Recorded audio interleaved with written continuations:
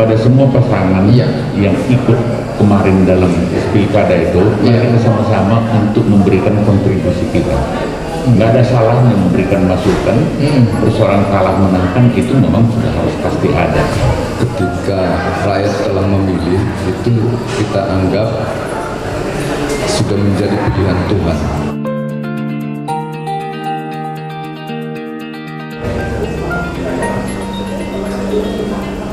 Selamat malam. Kembali kita bertemu dalam program Green Bita TV. Saya Fernando Stanggang.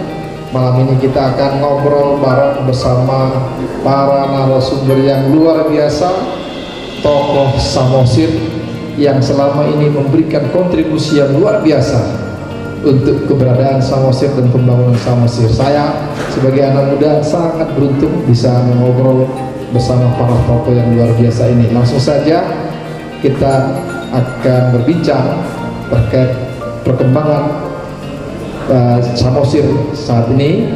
Hari ini ada Tulang Beni Pasaribu. Apa kabarnya Tulang? Baik-baik Fernando. Kapan sampai di sini Tulang? Ini luar biasa nih, Green Bita TV.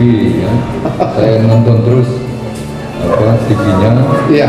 Dan makin hari makin mantap. Terima kasih. Baru nyampe sore ini tadi. Iya. Terima kasih Tulang buat apresiasinya dan kita semua sehat-sehat. Kemudian ada Abang Anda Bungaran Sitanggang, sarjana hukum, master hukum, salah satu pengacara dan juga tokoh senior jurnalis juga ya Bang ya. Apa kabarnya Bang? Baik, puji Tuhan. Luar biasa Bang ya. Sehat-sehat semua Bang ya. Puji Tuhan. Dan yang paling terakhir yaitu senior kita, abang kita, tokoh Samosir, seorang perwira tinggi angkatan darat, Bapak Letnan Jenderal Purnawirawan Kornel Simulun. Apa kabarnya Bang? Kabar baik Fernando. Sering kita mendengar nama Green Bita TV ini. Iya, sudah menjadi trademarknya. Kalau kita lihat ini berarti kita ingat Fernando. Luar biasa. Semakin tinggi ilmunya, semakin rendah hatinya. Luar biasa. Terima kasih Pak bisa ngobrol bersama saat ini. Ada Tulang Beni, ada Bang Bungaran, ada Bang Kornel. Nah, terkait tentang Samosir ini Bang, semua narasumber kita yang hadir hari ini, bahwa beberapa waktu yang lalu hasil pilkada digugat oleh salah satu pasangan calon sampai ke Mahkamah Konstitusi. Kemudian Mahkamah Konstitusi telah memutuskan di tanggal 18 Maret yang lalu dan menolak gugatan tersebut, permohonan tersebut. Kemudian oleh KPU hari Minggu yang lalu sudah ditetapkan bahwa Pandiko Timotius Bruto dan mertua Stanggang sebagai Bupati Samosir terpilih. Hanya tinggal pelantikannya saja. Nah, ternyata ini direspon positif oleh para tokoh-tokoh dengan terbukti dengan kehadiran Bang Kornel, Bang Bungaran dan juga Tulang Beni Pasaribu. Nah, kalau boleh, bagaimana sih sebenarnya konsep pembangunan yang diharapkan atau konsep pembangunan bersama yang diharapkan para tokoh dan pendiri kabupaten kita Samosir ini? Mungkin ada yang bisa menjawab dulu, silakan. Pak Fernando, terima kasih ya. Iya Pak. Untuk lebih jelasnya, boleh ya saya buka? Silakan. Jadi sebagaimana tadi dijelaskan, melalui proses politik maupun hukum sudah selesai. Iya. Yang kedua, penetapan KPUD Samosir juga sudah ada. Tinggal kita menunggu jadwal pelantikan sesuai dengan waktu yang diberikan oleh Pak Gubernur kita. Ke depan, saya kira semua paslon kemarin mencalonkan diri adalah sama-sama untuk membangun Samosir, betul, menuju kesejahteraan masyarakat. Betul. Nah, oleh karena itu, dengan penetapan ini berdasarkan putusan hukum yang sudah berkekuatan tetap, kita sih berharap ya, kedua paslon lainnya juga bersama-sama. Karena memang niat awalnya mencalonkan diri adalah untuk membangun Samosir. Begitu juga dengan para anggota masyarakat, semua elemen semua kita sepakat bagaimana caranya kita boleh bersama-sama berangkulan supaya Samosir yang kita cintai ini boleh terbangun jaya dengan masyarakatnya. Saya kira mungkin dari saya, mungkin Pak Kornel mau tahu. Iya, Bang Kornel Sibulun, ada nggak yang bisa ditanggapi terkait tentang baik itu pernyataan Bang Bung Anam maupun tentang proses pembangunan ke depannya? Saya kira sama ya. Pertama saya ucapkan selamat kepada pasangan Pandiko Timotius Kultum dengan mertua Sekanggang atas keberhasilannya terpilih menjadi bupati di Kabupaten Samosir untuk periode berikutnya. Banyak bahasa-bahasa yang disampaikan pada saat kampanye. Ketiga pasangan ini semua bertujuan untuk masyarakat ini bisa sejahtera. Supaya pembangunan di Samosir bisa menyentuh langsung kepada masyarakat. Kalau itu menjadi titik tolaknya, maka apa yang disampaikan pada saat kampanye itu tinggal diwujudkan. Semua harus bisa membantu kepada semua pasangan yang ikut kemarin dalam proses pilkada itu. Mari kita sama-sama untuk memberikan kontribusi kita. Nggak ada salahnya memberikan masukan. Persoalan kalah menangkan itu memang sudah harus pasti ada. Tapi semua ikut berpartisipasi. Masa lalu kita selesaikan, tidak perlu lebih harus diingat-ingat apa yang terjadi pada saat kampanye dan lain-lain. Sekarang kita memikirkan sama-sama agar Samosir ini bisa lebih maju. Kita buktikan bersama-sama dan kita tentu menghimbau kepada semua. Mungkin ada simpatisan atau siapapun dia yang ikut berusaha untuk memberikan kontribusi dalam kemajuan Samosir. Mari kita sama-sama sekarang lihatlah ke depan bahwa Kabupaten Samosir akan berhasil menjadi kabupaten yang kesejahteraan masyarakatnya akan meningkat di masa mendatang. Saya kira itu yang saya sampaikan. Konsep pembangunan secara bersama-sama ini bisa nggak Abang lebih jelaskan secara terperinci ke depannya untuk perbaikan kesejahteraan rakyat Samosir? Pertama kan kita dengar bahwa masing-masing pasangan calon ini selalu bertujuan untuk meningkatkan kesejahteraan masyarakat. Nah, orang-orang atau konsep yang dilakukan itu harus konsep yang benar-benar bisa diterima oleh masyarakat. Bagaimanapun kondisi geografis Kabupaten Samosir dengan lahan yang sedemikian banyak, ya memang pantasnya untuk menjadi petani. Jumlah petani di sini, saya dengar tadi dari Gapotan itu ada kurang lebih ada 1.200 Gapotan, terdiri dari 60.000 kelompok tani, 30.000 kelompok tani. Berarti mayoritas memang masyarakat di sini itu adalah petani. Nah, berikanlah kesejahteraan. Bagaimana supaya kehidupan petani ini bisa menjadi lebih baik. Tentu dengan konsep-konsep yang sudah lebih bagus ke masa depan. Kalau itu sudah bisa dilaksanakan, dengan demikian potensi alamnya yang dijadikan daerah tujuan wisata itu akan terbangun dengan sendirinya gitu. Itu yang perlu dijelaskan ke mereka. Merubah mindset pada masyarakat Samosir. Mungkin teknik pertanian ada yang sudah ahli di sini, sudah mengetahui. Pasti ada. Saya pulang ke ini pasti mengerti tentang bagaimana secara teknis. Tapi sikap bersama ini perlu lupakan masa lalu, masalah kampanye itu tidak boleh terbawa-bawa dan depan kita bersama-sama. Kepada simpatisan juga kita undang. Mari kita sama-sama bangun Kabupaten Samosir. Baik, terima kasih Bang Kornel Sibulun. Mungkin saya kepada tulang Dr. Bening Pasaribu, beberapa waktu di saat kampanye tulang juga bersama-sama merumuskan janji kampanye daripada seorang Pandiko Kultum. Nah, tulang juga berusaha menyampaikan kampanye yang realistis yang bisa dicapai ke depan. Nah, untuk pelaksanaannya ini, tulang, gimana tulang akan melalui janji kampanye yang sudah disampaikan? Saya buka ya, silakan. Jadi ini pertanyaan luar biasa. Pertama-tama saya sampaikan lagi ya ucapan selamat pada Pantas ya, Pandiko dan Mertua Sekanggang atas kepercayaan masyarakat. Menurut saya harus dipahami ketika rakyat telah memilih itu kita anggap sudah menjadi pilihan Tuhan. Iya. Ya, kalau udah rakyat yang memilih secara demokrasi, Iya. dan itu harus yang dituntut menjadi amanah. Amanah itu artinya ya kalau punya visi ya dilaksanakan, Iya. dipeganglah janji-janjinya. Iya. Nah sebenarnya kan kita yang bangsa ini yang telah bersepakat harus melalui pemilihan seperti itu untuk memilih bupati. Iya.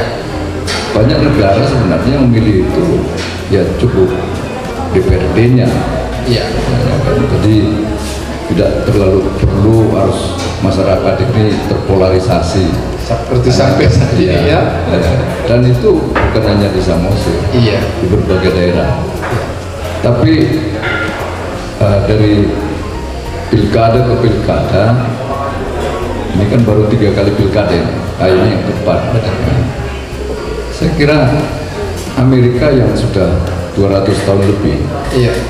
ya lihat aja pemilihan presidennya terpolarisasi juga. Iya. Ya, jadi menurut saya ini udah luar biasa dewasa sebenarnya. Iya. Dan pengalaman kita pemilihan kepala desa ada terpolarisasi sebentar, Iya. habis itu bersatu lagi. Jadi ini karena demokrasi harus melakukan pemilihan. Kalau kita sih maunya tiga-tiganya jadi bupati karena masing-masing punya keunggulan dan kelemahan. Iya.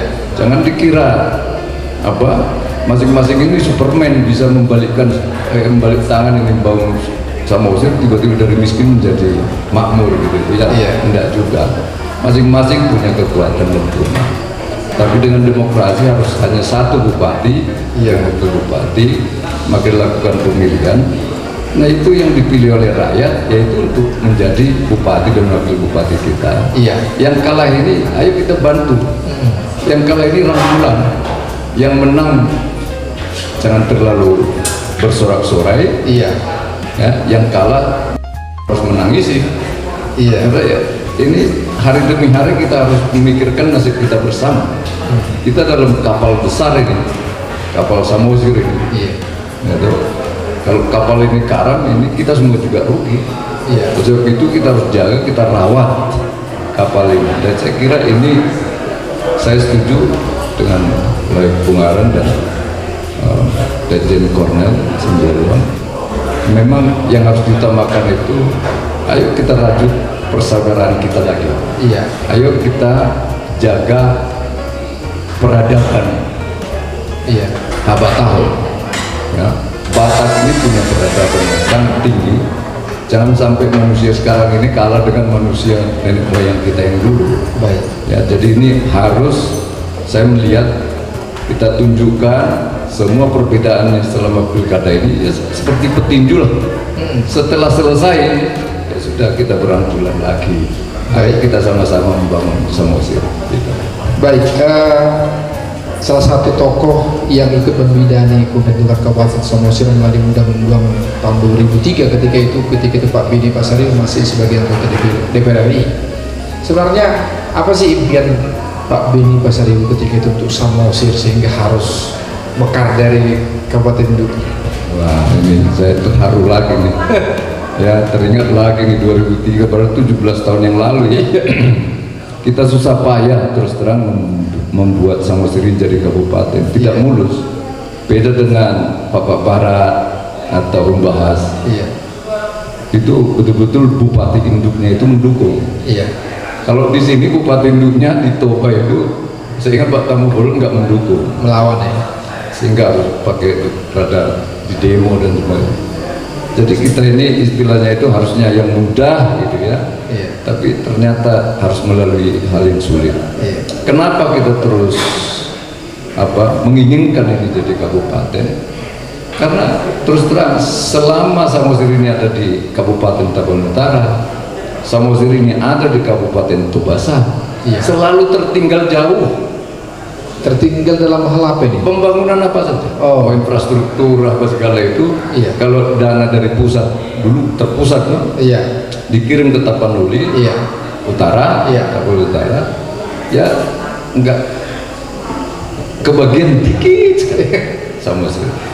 Pas ke Tobasa jadi Kabupaten Tobasa, Iya. Toba dan Samosir, Iya. ada anggaran dari pusat datang ke Tobasa, Iya. yang Samosirnya dapat sedikit sekali. Jadi bagaimana ini pertanyaannya, bagaimana ini infrastrukturnya bisa dibangun, Iya. sehingga kita ini masuk peta kemiskinan. Banyak sekali orang miskin dan susah mendapat pekerjaan. Pekerjaan itu didapat kalau merantau aja. Di sini nggak ada pekerjaan. Nah, oleh sebab itu kita sebagai anak rantau, ya lagi-lagi bersepakat dengan orang di Kabupaten Tobasa waktu itu, DPRD-nya dan partai politiknya. Iya. Baru kemudian tokoh-tokoh masyarakatnya seperti Pak Aiman Imuruk, ya, lai saya Baginda Sagala, ini berulang-ulang meminta saya sendiri yang anggota DPR RI Iya. dari Kabupaten Samosir ini, ya. Iya. Sehingga saya merasa terpanggil aja.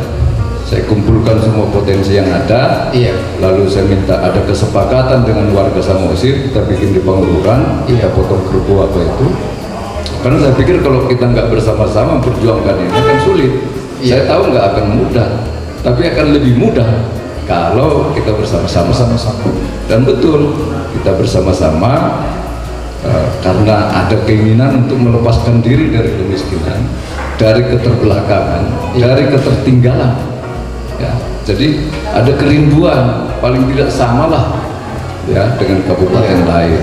Saya kira ini yang harus ditanamkan kepada warga Samosir sekarang ini. Setelah ada ini jadi kabupaten, jangan membuat hidup kita ini jadi nggak sejahtera. Iya. Ya, itu aja. Dan rakyat pun jangan dibebani. Ya, jadi jangan jadi kabupaten ini jadi beban. Iya. Dan satu hal ya, Iya. saya mau sampaikan, dari awal itu saya sendiri setelah mengumpulkan pendapat Iya. dari warga masyarakat, dari tokoh-tokoh di perantauan, Iya. saya menyimpulkan bahwa membangun Samosir ini beda dengan kabupaten lain. Iya. Karena yang membawa peradaban Batak itu sebenarnya ada di Samosir ini, ya, bukan di kabupaten lain. Oh iya, karena asal mulanya. Pusat peradaban Batak itu harus Samosir. Jadi memoles pembangunan itu ya harus beradab. Iya. Harus ada sopan santunnya, ada kesantunan. Jadi pemimpinnya pun harusnya rajin senyum, warga masyarakatnya pun begitu, ya, nggak sesangar-sangar yang lain. Ya boleh sangar tapi nggak sesangar yang lain lah. Tapi maksud saya itu ada sentuhan, ya, hak adatnya, ya, ada dari tolu. Iya. Karena Cianjur mula-mula itu udah disepakati oleh orang Batak di dunia ini adalah asal muasalnya orang Batak. Iya. Jadi peradaban itu asalnya di situ. Dan tidak mungkin ujuk-ujuk pindah itu ke daerah lain. Iya. Nah, jangan lupa. Nah, oleh sebab itu harusnya kita kalau membangun Samosir, harus tujuannya itu bagaimana untuk mencapai maksimum potensi yang ada. Jadi saya selalu katakan, jangan terlalu banyak hal yang baru-baru begitu itu, ya. Karena ini semua orangnya produktif kok. Tinggal sekarang ini bagaimana memberikan nilai tambah terhadap apa yang bisa dikerjakan oleh masyarakat. Iya. Jangan loncat-loncat. Jadi teknologi itu adalah memberikan nilai tambah kepada apa yang bisa dikerjakan masyarakat. Kalau kita ajak masyarakat untuk hal yang baru, nanti belajar lagi, tumbang langgang lagi, sulit. Dimulai aja dari situ. Contohnya pertanian gitu ya. Tadi singgung Abang Kornel tadi. Lagu kita kan Gopisi Hasan, Bawang Ilme, ya kan, berarti kan warganya itu turun temurun itulah yang dilakukan. Iya. Nah sekarang datang pemerintah jadi kabupaten ini, itu yang dikejar, mana bawangnya? Iya. Nanti ya jadi bawang goreng, jadi Iya. bawang apa, itu yang diolah. Iya. Itu mana kacangnya, kok orang lain kacang sirup, mana kacang Samosirnya dong? Iya. Kok lagunya ada kacang, diolah sedemikian rupa itu, ya toh? Ekonomi kreatif ya Bang, bilang ya? Iya, segalanya. Jadi pemerintah itu datang membantu rakyatnya itu sesuai dengan apa yang diproduksi oleh rakyatnya. Jangan tiba-tiba, bisa nanam ini, tumbuh subur, apa yang segala ini. Nggak segampang itu, saya sekolah pertanian, nggak segampang itu merubah perilaku petani. Nanti kalau udah income-nya pada level tertentu, baru kita bisa ajak untuk berinovasi, melakukan perubahan. Setidaknya dia nggak merasa, oh kalau ini gagal saya langsung nggak bisa makan. Tapi kalau udah income-nya sudah gitu, gagal pun ini saya kasih ada tabungan dikit. Baru berani dia melakukan perubahan-perubahan. Baru berani diversifikasi. Ya, saya kira itu kembali aja dulu. Baik, terima kasih ya Bang Beni. Nah ini saya kembali dulu Bang Bungaran. Bang Bungaran kan asli Ronggoleuta nih, ya asli banget, daerah yang paling atas ya sebenarnya ya. Nah apa yang menjadi persoalan menurut Abang di sektor pertanian di kampung Abang di Ronggoleuta sana, Bang? Secara umum sesungguhnya ini kan belum ada pengujian tentang struktur tanahnya. Iya. Yang pertama. Nah lalu yang kedua tentang pengairan. Iya. Bagaimana caranya supaya ini boleh bisa para petani-petani ini dapat pengairan. Iya. Nah lalu yang ketiga tentu sekali kita sih berharap di dalam ke depannya Iya. ini masyarakat desa ini diberdayakan melalui BUMDes-BUMDesnya. Iya. Apalagi telah ditunjang dengan Undang-Undang 32 2014 ya. Iya. Nah lalu Undang-Undang Nomor 6 2015 Iya. tentang desa. Iya. Kemudian dengan PP-nya juga ini mengarahkan kepada masyarakat desa bagaimana caranya masyarakat desa ini diberdayakan semaksimal mungkin untuk mereka bisa sejahtera. Iya. Tanpa bergantung atau berharap sepenuhnya kepada pemerintah. Iya. Pemerintah memfasilitasi bunga rendah misalnya, ya, dalam hal pinjaman, kemudian penampungan hasil taninya. Dengan begitu maka mereka juga akan Semangat terdorong semangat jualnya untuk bertani. Iya. Tidak ada rasa lesi letu. Ya, karena sudah terjamin hasil panennya ya. Betul, itu yang utama kalau menurut saya ya, teristimewa di pegunungan. Baik, terima kasih Bang. Nah, kepada Bang Kornel nih, mungkin sesi terakhir daripada perbincangan kita. Nah, Abang kan sudah dengar nih apa yang disampaikan Dr. Beni Basaribu, seorang ahli pertanian dan ekonomi pertanian juga, dan juga praktisi Bang Bungaran. Menurut Abang Bang, kepada tokoh muda ini, Pak Diko Timotius Gutung dan tokoh senior juga Martua Stangam, apa yang paling penting ke depannya yang harus segera dibenahi untuk Samosir yang kita cintai? Ini sesuai dengan visi misi karena saya mendengar beberapa kali apa yang disampaikan oleh Pak Diko terhadap masyarakat. Iya. Misalnya peningkatan sumber daya manusia, tanganilah dengan benar. Tangani dengan benar. Contohnya itu gimana? Sumber daya manusia yang mereka menyebutkan tentang pendidikan. Pendidikan yang ada di masyarakat kita udah benar atau tidak? Iya. Itu kan perlu ditangani dengan benar. Tentu ada fasilitasnya, sarananya, pengajarnya. Itu baru harus bisa dilakukan agar visi misi yang disampaikan itu bisa dilaksanakan dengan baik. Iya. Kemudian mereka berbicara, saya lihat dalam beberapa kali, dan saya setuju menangani masalah pertanian. Tadi secara teknis di bidang pertanian sudah dijelaskan, tapi saya seorang mengetahui secara luar dan saya dulu hidup dan besar di dalam pertanian. Ya bertanilah dengan benar. Dengan benar artinya sekarang masih banyak menggunakan tradisional, hasilnya tidak terlalu bagus. Tidak tahu dia struktur tanah, tidak tahu tentang bagaimana menanam padi yang benar. Ajar yang bagus kepada masyarakat sehingga masyarakat tahu, oh begini. Tentu ada perkembangan karena teknologi sudah semakin maju. Itu bisa didapatkan di sana. Saya pernah ketemu dengan seorang pada saat jalan, ketemu dengan seorang Israel. Saya tanya, kalian orang pintar-pintar orang Israel?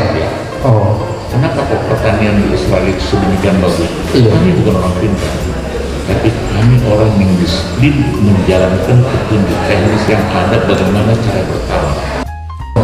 Buka aja Google, Di situ cara bertani berlengkap semua. Iya. Kita kan nggak pernah menciptakan sesuatu yang baru. Disiplin saja. Ada disiplin. Kita tahu tanah ini bagusnya untuk apa. Kita dilakukan.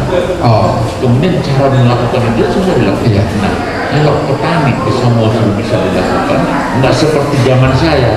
Zaman saya bawa kuda nih, langsung ngompak, dibalik, digaris sawah itu, tanamkan langsung ubi. Iya. Udah ditinggal. Iya. Ya nggak bisa. Lalu meninggal, kasih air, Iya. ambil rumput-rumputnya, bersihkan tanah, udah ditinggal. Nggak bisa. Zamannya udah berubah. iya. Jadi kita harus melihat ada perubahan. Itulah sebabnya saya suka sekali sebutkan bahwa dia kan bilang pro perubahan. Iya. Dia mau merubah cara berpikir masyarakat dan Iya. bertani. Secara teknis saya tidak tahu, Iya. tetapi masyarakat juga harus diajari. Peningkatan sumber daya manusia sama hal seperti itu. Iya. Kalau yang lain-lain itu akan aksesoris lah, Iya. misalnya jalan yang bagus itu saya bisa bilang aksesoris yang Iya. aksesoris itu sudah menjadi sesuatu yang mutlak Iya. saja. Tapi masyarakat yang sejahtera kalau itu bisa ditangani dengan benar pasti bisa. Pasti bisa. Banyak. Saya mendengar berkali-kali studi banding DPR. Studi banding DPR. Maaf. Studi banding itu tidak perlu dilakukan, saya kira menghabiskan biaya. Iya. Lakukanlah studi banding yang benar dibutuhkan oleh masyarakat sama. Baik. Itu dulu harapan saya. Baik. Dengan sosok Pandiko Gultom ini dan seorang muda dan seorang senior gimana? Saya kira bisa.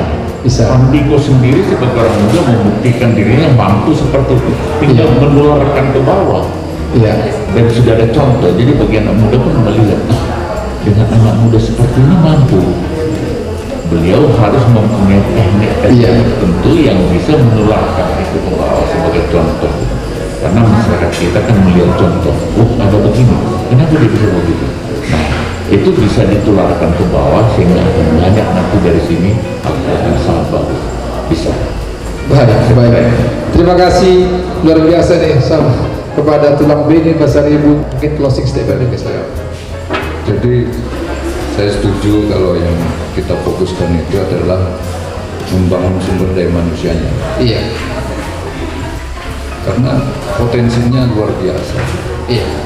dan kita hanya ingin mengejar potensi itu. Udahlah, ketertinggalan itu nggak usah dipikirin, nggak usah ditangisi ya. Iya. Tapi masing-masing bekerja at fullest potential TKF ya. Jadi masing-masing itu harus mengikuti pelatihan setidaknya. Kalau udah umur 40-an jadi petani, jangan lagi jadi disuruh sekolah SD, SMP, atau SMA. Tapi ada vokasi untuk mereka bagaimana tadi petunjuk mengenai sesuatu, misalnya menanam bawang, Iya. menanam kacang, Iya. menanam cabai, tunjuknya seperti apa, itu harus dilatih.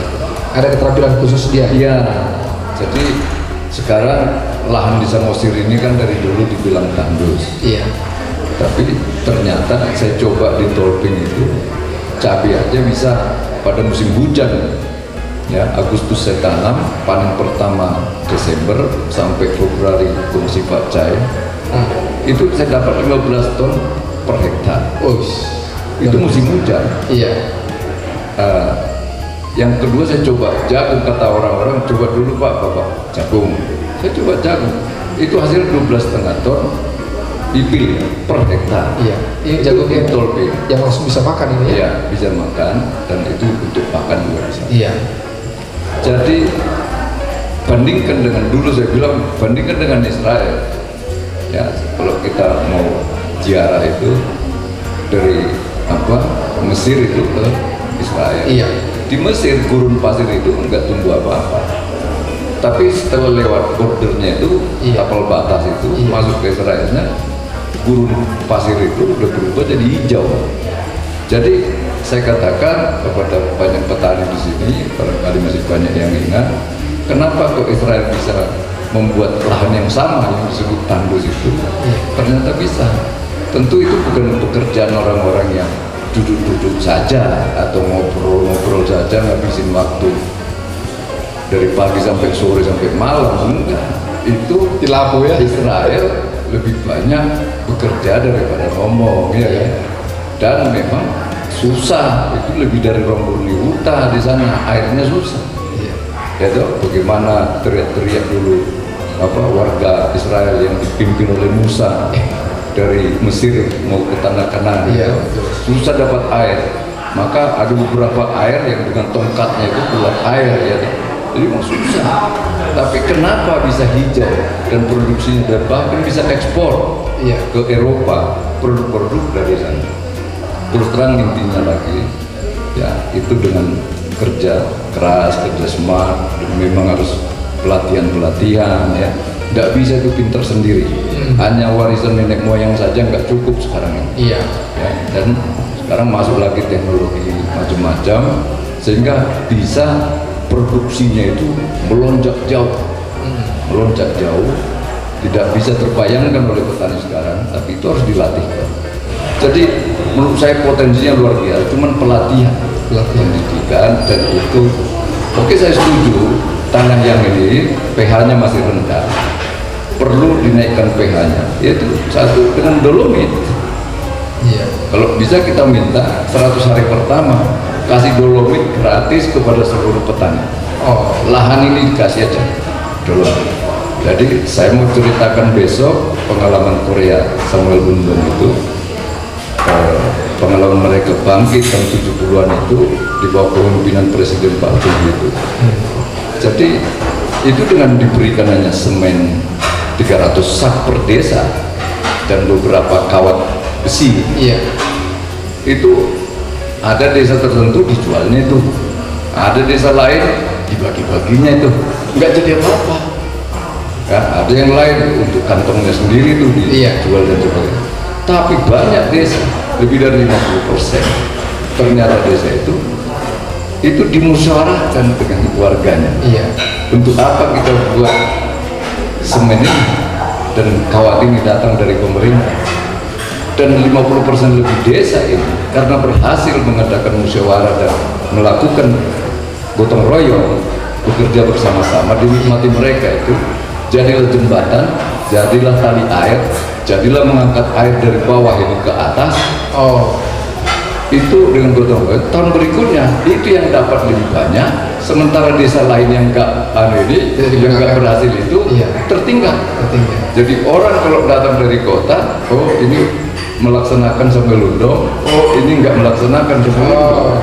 Ya, dan itu terus terang banyak Pak Chung Hee tugaskan TNI Angkatan Daratnya turun ke desa-desa membina sampai Lundong itu, laki dan perempuan, ya, memimpin di sana itu, dan memang harus di-guide bagaimana menggunakan itu, membuat jembatan, membuat tali air yang paling efisien. Mereka dukung ini. Akhirnya itu tahu nggak, dalam tempo 8 tahun Korea itu cepat naiknya. Sebelumnya itu jauh lebih tertinggal daripada Indonesia. Nah, ini pelajaran. Saya kira nggak terlalu terlambat kalau sama siri bangunlah kebersamaan. Pemerintah memberikan misalnya dolomit ini, kasih aja, mau 100 ton apa 10 ton apa 1 ton, terserahlah dulu desa. Apa mereka jual itu, apa mereka bagi-bagi, atau memang berunding kemana itu. Nanti berikutnya kasih lagi. 100 hari pertama ini suburnya pH-nya naik semua. Ya, dan itu murah. Dolomit itu adalah anunya galian C, galian C, ya. Dan terus kemudian batu bara muda, ya. Terus kotoran sapi. Suruh aja semua ini mengumpulkan kotoran sapi. Ya kan, nanti pemerintah beli dengan harga murah lah. Dibeli itu, kasih gratis aja itu kotoran sapi itu. Kalau enggak jual lagi jadi pupuk, dibagikan aja. Saya kira 100 hari pertama ini perbaiki pH semburan tanah, pH tanah, dan itu murah. Ya, nggak perlu ratusan miliar, ribuan miliar. 100 hari pertama tunjukkan kamu bisa. Baik, luar biasa. Terima kasih telah berbagi. Demikian juga Bang Anda, Bung Aran Sitanggang. Terima kasih Bang, dan juga Bang Kornel Sunggulu, tokoh yang luar biasa yang tetap memberikan hati untuk Samosir luar biasa TV3. Demikian tadi obrolan singkat kita dengan tokoh Samosir yang telah memberikan dasar-dasar kepada Kabupaten Samosir sejak berdiri sampai saat ini. Semoga ini bisa menjadi inspirasi bagi kita semua dan juga motivasi untuk Samosir yang lebih baik. Saya Fernandus Tanggar untuk Green Berita TV. Horas, horas, horas.